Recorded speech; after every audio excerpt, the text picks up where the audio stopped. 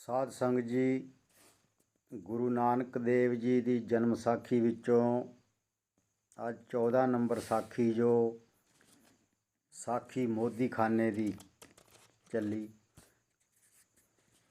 ਸੰਮਤ 1547 ਮੱਘਰ ਦੀ ਪੁੰਨਿਆ ਵੀਰਵਾਰ ਜੈ ਰਾਮ ਨੇ ਨਵਾਬ ਪਾਸੋਂ ਪੇਸ਼ਗੀ 1000 ਰੁਪਈਆ ਲੈ ਦਵਾਇਆ ਤਾਂ ਗੁਰੂ ਨਾਨਕ ਜੀ ਮੋਦੀਖਾਨੇ ਵਿੱਚ ਜਾਏ ਬੈਠੇ ਤਾਂ ਕੋਈ ਕਾਲ ਮੋਦੀਖਾਨਾ ਚਲਾਇਆ ਤਾਂ ਭਾਈ ਬਾਲੇ ਨੇ ਇੱਕ ਦਿਨ ਬੇਨਤੀ ਕੀਤੀ, ਹੈ ਗੁਰੂ ਨਾਨਕ ਜੀ ਤੁਸਾਂ ਮੋਦੀਖਾਨਾ ਲੀਤਾ ਹੈ, ਤੁਸੀਂ ਇਸ ਪਾਸੇ ਲੱਗੇ ਹੋ, ਹੁਣ ਸਾਨੂੰ ਵੀ ਵਿਦਿਆ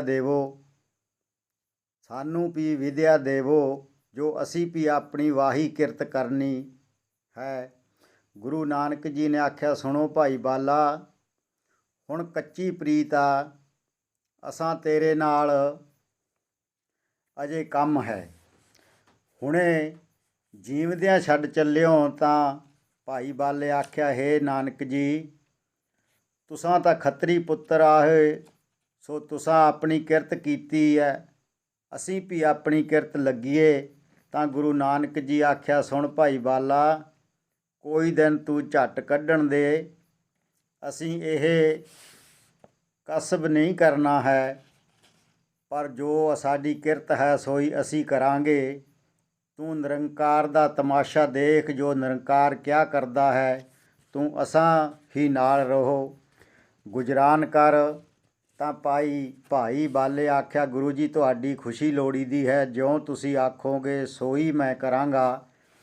ਬਾਲਪਣੇ ਥੀ ਤੁਹਾਡਾ ਅਨੁਸਾਰੀ ਰਹਾਂ, ਜਿਉਂ ਪ੍ਰੇਰਦੇ ਰਹੇ ਹੋ ਤਿਉਂ ਹੀ ਮੈਂ ਕੀਤਾ ਹੈ। ਜਿਉ ਜੰਤ ਜੰਤੀ ਦੇ ਵਸ ਹੁੰਦਾ ਹੈ, ਤਿਉਂ ਹੀ ਮੈਂ ਆਪ ਦਾ ਅਨੁਸਾਰੀ ਹਾਂ, ਮੈਂ ਤੇਰੀ ਆਗਿਆ ਵਿੱਚ ਹਾਂ। ਬਾਲਾ ਗੁਰੂ ਨਾਨਕ ਜੀ ਦੇ ਪਾਸ ਲੱਗਾ ਰਹਿਣ ਅਰ ਕਿਰਤ ਕਰਨ ਲੱਗਾ। ਹਿਸਾਬ ਮਹੀਨੇ ਦੇ ਮਹੀਨੇ ਬਾਬਾ ਜੀ ਨਵਾਬ ਨਾਲ ਕਰ ਆਵੇ, ਕੁਛ ਬਾਬੇ ਦਾ ਵਾਧਾ ਹੀ ਨਿਕਲੇ। ਅਰ ਹੋਰ ਵੀ ਜੇ ਕੋਈ ਸਵਾਲੀ ਸਵਾਲ ਆਏ ਕਰੇ ਤਾਂ ਬਾਬਾ ਜੀ ਤੁਰੰਤ ਪੂਰਾ ਕਰ ਦੇਵੇ। ਕੱਪੜੇ ਵਾਲੇ ਨੂੰ ਬਾਬਾ ਜੀ ਕੱਪੜਾ ਦੇਵੇ, ਰਸਦ ਵਾਲੇ ਨੂੰ ਰਸਦ ਤੇ ਰੋਕ ਵਾਲੇ ਨੂੰ ਰੋਕ ਵੀ ਦੇਵੇ। ਬੜੀ ਭੀੜ ਲੱਗੀ ਰਹੇ ਸੋ ਮੋਦੀਖਾਨਿਓ ਨਵਾਬ ਦੇ ਹੁਕਮ ਨਾਲ ਕਿਸੇ ਨੂੰ ਮਿਲੇ ਤਾਂ 5 ਸੇਰ ਦੀ ਜਗ੍ਹਾ 5.5 ਸੇਰ ਉਸ ਨੂੰ ਬਾਬਾ ਨਾਨਕ ਜੀ ਤੋਲ ਦੇਵੇ। ਉਹ ਲੋਕ ਬੜੇ ਖੁਸ਼ੀ ਜਾਵਣ ਅਰ ਬੜੇ ਆਸ਼ੀਰਵਾਦ ਦੇਵਣ। ਇਸੇ ਤਰ੍ਹਾਂ ਬਾਬੇ ਦੀ ਕਿਰਤ ਜਗਤ ਵਿੱਚ ਫੈਲ ਗਈ।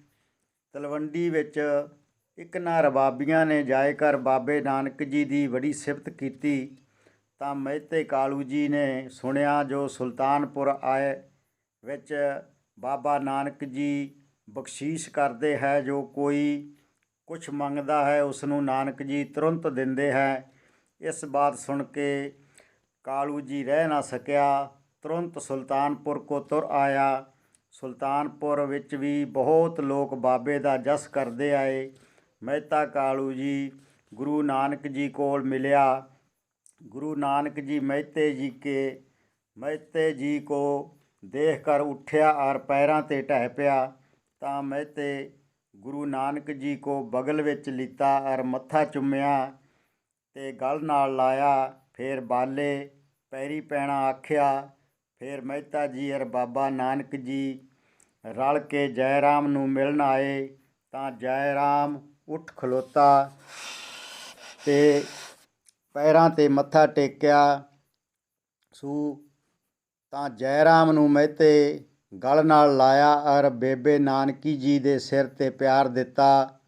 ਜੋ ਰਾਹ ਰਸਮ ਦਾ ਕੱਪੜਾ ਗਹਿਣਾ ਰੋਕ ਬੇਬੇ ਨੂੰ ਮਹਿਤੇ ਦਿੱਤਾ। ਬੜੀ ਖੁਸ਼ੀ ਹੋਈ। ਬੈਠੇ ਔਰ ਬਾਤਾਂ ਕਰਦੇ ਮਹਿਤੇ ਕਾਲੂ ਜੀ ਨਾਨਕ ਜੀ ਨੂੰ ਪੁੱਛਿਆ, ਉਹ ਬੱਚਾ ਨਾਨਕ, ਤੈਨੂੰ ਜੋ ਇਤਨਾ ਚਿਰ ਹੋਇਆ ਹੈ ਇੱਥੇ ਆਇਆ ਸੋ ਕਿਆ ਖੱਟਿਆ ਔਰ ਕਿਆ ਸੋਚਿਆ ਹੀ ਔਰ ਕਿਤਨਾ ਕੁ ਗਵਾਇਆ ਹੀ। ਤਾਂ ਬਾਬੇ ਨਾਨਕ ਜੀ ਆਖਿਆ, ਮਹਿਤਾ ਜੀ ਬਹੁਤ ਕੁਝ ਖੱਟਿਆ ਔਰ ਬਹੁਤ ਕੁਛ ਖਾਧਾ ਔਰ ਲੇਖਾ ਵੀ ਨਵਾਬ ਨਾਲ ਕਰਦੇ ਹੀ ਰਹੇ ਹਾਂ ਔਰ ਜੋ ਕੁਛ ਪੈਸੇ ਵੱਧਦੇ ਰਹੇ ਨਵਾਬ ਕੋਲੋਂ ਲੈਂਦੇ ਹੀ ਰਹੇ ਹਾਂ, ਪਰ ਸਾਡੇ ਪਾਸ ਕੋਈ ਦਮੜੀ ਜਾਂ ਕੌਡੀ ਟਿਕਦੀ ਨਹੀਂ। ਤਾਂ ਇਹ ਗੱਲ ਸੁਣ ਕੇ ਮਹਿਤਾ ਕਾਲੂ ਬਾਬੇ ਨਾਲ ਲੱਗਾ ਲੜਨ ਔਰ ਦੁਰਬਚਨ ਬੋਲਣ ਲੱਗਾ। ਤਾਂ ਗੁਰੂ ਨਾਨਕ ਜੀ ਨੇ ਬਾਲੇ ਨੂੰ ਅਸਾਰਤ ਕੀਤੀ, ਹੇ ਬਾਲਾ, ਕਾਲੂ ਜੀ ਨਾਲ ਬੋਲਣਾ ਨਹੀਂ। ਤਾਂ ਬਾਬਾ ਚੁੱਪ ਕਰ, ਬਾਲਾ ਚੁੱਪ ਕਰ ਰਿਹਾ। ਤਾਂ ਫਿਰ ਕਾਲੂ ਜੀ ਨੇ ਕਿਹਾ, ਜੋ ਮੈਂ ਤਾਂ ਜਾਤਾ ਸੀ, ਨਾਨਕ ਕਿਰਤ ਕਰਨ ਲੱਗਾ ਹੈ ਅਤੇ ਜੋ ਕੁਛ ਮੇਰਾ ਗਵਾਇਆ ਹੈ ਉਹ ਸੋ ਮੈਨੂੰ ਖੱਟ ਕੇ ਦੇਸੀ। ਇਹੋ ਜਿਹੀਆਂ ਗੱਲਾਂ ਕਾਲੂ ਜੀ ਲੱਗਾ ਕਰਨ, ਜਿਹੀਆਂ ਕਾਲੂ ਜੀ ਦੀਆਂ ਅਜਿਹੀਆਂ। ਫਿਰ ਜੈ ਰਾਮ ਨੂੰ ਆਖਿਓ ਸੂ, ਤੁਸਾਂ ਕੁਛ ਇਸ ਦੀ ਖਬਰਸਾਰ ਲੈਂਦੇ ਰਹਿਣਾ ਸੀ। ਤੁਸਾਂ ਨਾ ਕਿਛ ਕਿਰਤ ਦੀ ਖੱਟੀ ਸਾਂਭੀ, ਨਾ ਕਿਧਰੇ ਕਹਾਣੀ ਕੀਤੀ। ਨਾਨਕੀ ਬੋਲੀ, ਇੱਥੇ ਜੋ ਇਹ ਆਇਆ ਹੈ ਤੁਹਾਡਾ ਕੁਛ ਗਵਾਇਆ ਨਹੀਂ ਅਤੇ ਤੁਸੀਂ ਸ਼ੁਕਰ ਨਹੀਂ ਕਰਦੇ ਜੋ ਕਿਰਤੇ ਨਾਨਕ ਜੀ ਲੱਗਾ ਹੈ ਅਤੇ ਕਿਰਤ ਵਿੱਚ ਪਰਚਿਆ ਹੈ। ਅੱਗੇ ਕਿਰਤ ਨਹੀਂ ਕਰਦਾ ਤਦ ਤਾਂ ਤੁਸੀਂ ਇਹੋ ਆਖਦੇ ਸੋ ਕਿਰਤ ਨਹੀਂ ਕਰਦਾ। ਨਾਨਕ ਜੀ ਸੁੰਨ ਹੋਏ ਬੈਠਾ ਰਹਿੰਦਾ ਹੈ। ਹੁਣ ਕਿਰਤ ਲੱਗਾ ਹੈ, ਇੱਕ ਦਿਨ ਖੱਟ ਪੀ ਰਹੇ ਸੀ ਅਤੇ ਹੁਣ ਕਿਤੇ ਕਹਾਣੀ ਦੀ ਟੋਲ ਹੈ। ਹੁਣੇ ਅੱਜ ਕੱਲ੍ਹ ਕਿਤੇ ਵੱਲ ਹੋਏ ਪਾਉਂਦੀ ਹੈ। ਅਰ ਨਾਨਕ ਜੀ ਕਿ ਕੁਛ ਸਾਡਾ ਗਵਾਇਆ ਨਹੀਂ, ਪਰ ਅਸਾਂ ਹੋਰ ਕਿਆ ਦੇਖਣਾ ਹੈ। ਅਤੇ ਹੁਣੇ ਪਿਤਾ ਜੀ ਤੇਰੇ ਪਾਸੋਂ ਹੋਏ ਆਮਦੀ ਹੈ ਤਾਂ ਤੁਸੀਂ ਕਹੋ ਜੀ, ਅਤੇ ਜਿਹਾ ਸਾਨੂੰ ਦਰਦ ਹੈ ਤਿਹਾ ਅਸਾਥੋਂ ਦੂਣਾ ਦਰਦ ਤੈਨੂੰ ਹੈ।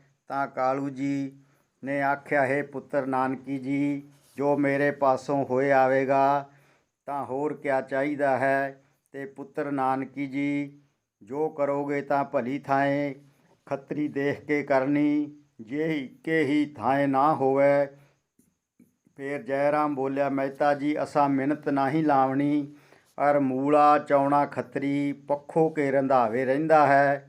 ਸੋ ਉਸਦੇ ਘਰ ਧੀ ਹੈਗੀ ਹੈ, ਪੱਖੋਂ ਕੇ ਰੰਧਾਵਿਆਂ ਦਾ ਪਟਵਾਰੀ ਹੈ ਅਤੇ ਪੁੰਨ ਅਰਥ ਕਹਾਣੀ ਕਰਦਾ ਹੈ।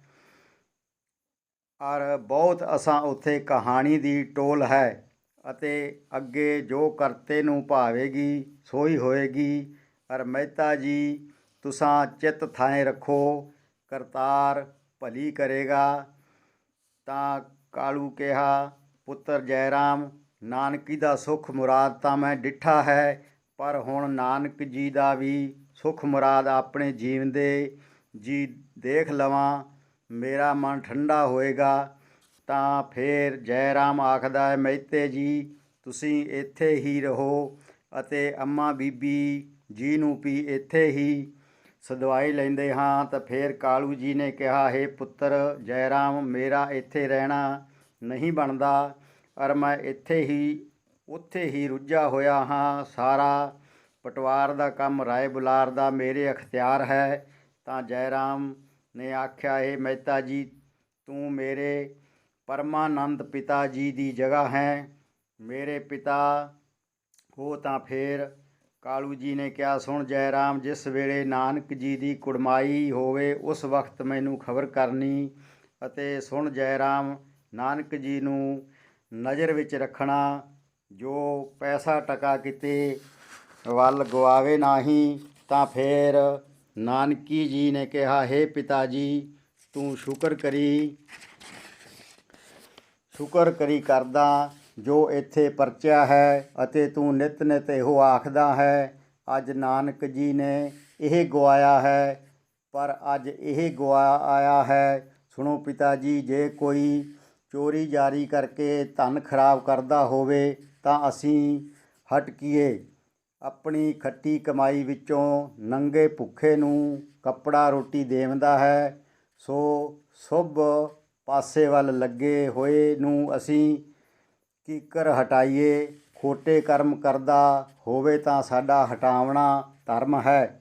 ਜਦੋਂ ਫਕੀਰਾਂ ਨੂੰ ਖਵਾਉਂਦਾ ਹੈ ਤਾਂ ਸੁਣੋ ਪਿਤਾ ਜੀ, ਸਾਡਾ ਮਨ ਬੜਾ ਡਰਦਾ ਹੈ। ਜੋ ਦੌਲਤ ਖਾਨ ਬੜਾ ਡਾਢਾ ਹੀ, ਫਕੀਰਾਂ ਦੀ ਭੀੜ ਹੱਟੀ 'ਤੇ ਹਰ ਵੇਲੇ ਲੱਗੀ ਰਹਿੰਦੀ ਹੈ। ਸਾਡਾ ਜੀਉ ਕੰਬਦਾ ਹੈ।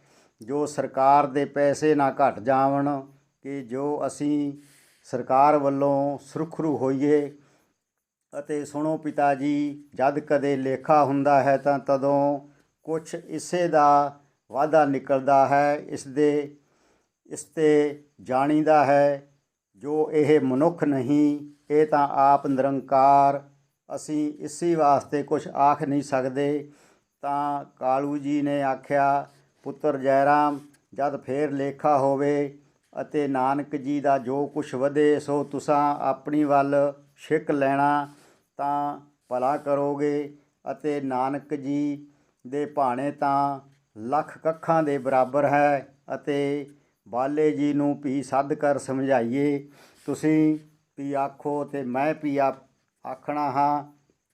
ਤਾਂ ਜੈ ਰਾਮ ਨੇ ਆਪਣਾ ਆਦਮੀ ਭੇਜ ਕੇ ਭਾਈ ਬਾਲਾ ਨੂੰ ਸਦਵਾਇਆ ਅਤੇ ਭਾਈ ਬਾਲਾ ਆਏ। ਹਾਜ਼ਰ ਹੋਇਆ ਤਾਂ ਭਾਈ ਜੈ ਰਾਮ ਆਖਿਆ, ਭਾਈ ਬਾਲਾ, ਤੂੰ ਗੁਰੂ ਨਾਨਕ ਜੀ ਦਾ ਖਾਸ ਹਜ਼ੂਰੀ ਯਾਰ ਹੈ ਅਤੇ ਅਸੀਂ ਤੈਨੂੰ ਕਿਉਂ ਕਰਕੇ ਜਾਣਦੇ ਹਾਂ। ਜਿਹਾ ਗੁਰੂ ਨਾਨਕ ਹੈ ਤਿਹਾ ਹੀ ਤੂੰ, ਪਰ ਨਾਨਕ ਜੀ ਦਾ ਤੂੰ ਖਬਰਦਾਰ ਹੈ।